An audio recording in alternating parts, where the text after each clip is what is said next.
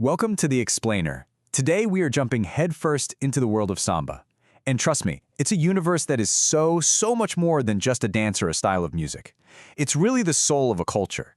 Okay, let's start with this quote, because it really gets to the absolute core of it all. At the heart of samba, you'll find the Roda de Samba, the samba circle. This isn't just some jam session, it's the very space where an entire culture sparks to life. So, to really get what samba is all about, we have to start with the Huda. Think of it as the incubator, the community center, and honestly, the spiritual home of this entire incredible tradition. Yeah, it's less of a concert and way more of a living, breathing cultural event. It's where community, food, religion, and music all melt together. It's where friends get together, stories get told, and history gets passed down, all through rhythm and song. The Roda itself is really built on these three inseparable pillars. First, you've got food, comida. Sharing a meal isn't just about eating. It's this sacred act that builds community, a tradition that goes all the way back to the very first gatherings. Then there's religiosidade, this deep connection to Afro-Brazilian faiths like candomblé that just infuses the music with spiritual meaning. And of course, there's the música itself, the engine that just drives the whole thing forward. So who are the people who actually made this all happen? Let's talk about the innovators, the absolute game changers who completely revolutionized the sound of Rio streets. Okay, so back in the 1920s, a massive shift happened. The samba at the time was kind of static. It was more for dancing in one spot. But then, in the Estacio neighborhood, this visionary named Ismael Silva comes along and creates something totally new. He even gave it a name that was pure sound. Bum bum para campo gorogorondong. You can literally hear it, right? It was a rhythm built to move, to march, to parade.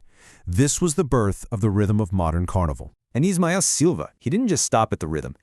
In 1928, he founded Deixa Falar, the very first samba school, or Escola de Samba. And he wasn't alone. You had other giants like João Nogueira, who brought this amazing mix of sophisticated harmony and raw street swing.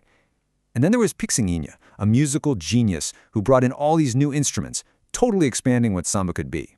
But, and this is a huge but, the men are only half the picture. Seriously, from the very beginning, the role of women in samba has been nothing short of decisive. They've shaped its past, its present, and its future.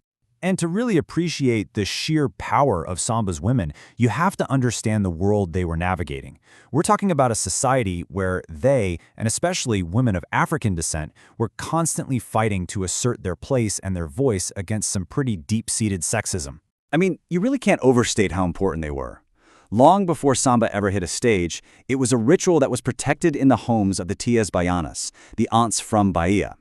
These incredible women, like the legendary Tia Ciata, they basically turned their houses into sanctuaries in Rio's Little Africa. They created these safe spaces where Afro-Brazilian culture, the food, the faith, the music could actually flourish, far away from the prying eyes of a repressive police force. So, as samba starts moving into the public eye, you see these amazing female artists grabbing the microphone and powerfully telling their own stories. Just take the superstar Alcione and her iconic song A Loba, which means the she-wolf. She sings, "Under the skin of a cat, I hide a she-wolf. I'm the kind of woman who will leave you if you betray me." Wow. And what's so cool is how Alcione herself explained this whole attitude shift. She said it perfectly. Now the woman doesn't just want to be hunted, she wants to be the hunter too. I mean, that's a radical change in perspective, and it was being broadcast to millions. But you know, with that kind of newfound power came new kinds of pressures. The music industry, always looking for a good headline, often stirred up these intense rivalries between the top female stars, like Beth Carvalho and Clara Nunes, who are constantly battling it out for the commercial title of Queen of Samba. This brings up a really important question, right? How did a sound that was born in backyards and these protected, private spaces make the giant leap to become the soundtrack of an entire nation? Well, it was a journey, and it really happened in 4 major steps. First, it just blossomed in these local community hubs, religious festivals, restaurants that became these legendary meeting spots. Then radio came along and acted like a massive amplifier, blasting that local sound all across the country. And of course, the record industry saw dollar signs, which brought fame, but also pressure to be more marketable. And all of that just paved the way for the huge pagode boom of the 1980s.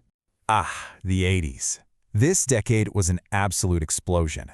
A new, much more informal style called pagode just burst onto the scene. thanks to groups like Fundo de Quintal. It was amazing because it kind of brought samba right back to its roots. A party in a backyard, just a circle of friends making music together. And this is just a perfect example of how art adapts to survive. In these loud, totally unmiked pagoda sessions, the little traditional cavaquinho was just getting lost in the noise. So this brilliant musician, Almir Guineto, takes an American banjo, fiddles with it, and creates this louder, punchier sound that could slice right through all the percussion. It's pure innovation born out of pure necessity. Just brilliant. So, where does this all lead? Well, it all culminates in the biggest, most spectacular party on the entire planet, Carnival and those world-famous samba school parades. You know, the Carnival parade we see today didn't just appear out of thin air. It went through this massive transformation. It started out as these spontaneous little street parties. Then, by the 60s, you get professional designers turning them into huge artistic productions. And then, the big one, 1984. Rio builds the Sambadroma, a permanent stadium just for the parade, which basically turned a community festival into a massive, ticketed, televised global event. And this table just lays the contrast out so clearly. It's night and day. You can see how the organization went from being totally community-based to being run by professional teams.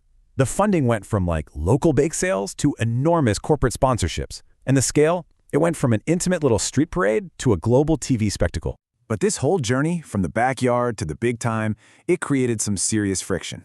And you had legends, true purists like Beth Carvalho, who were not afraid to speak their minds.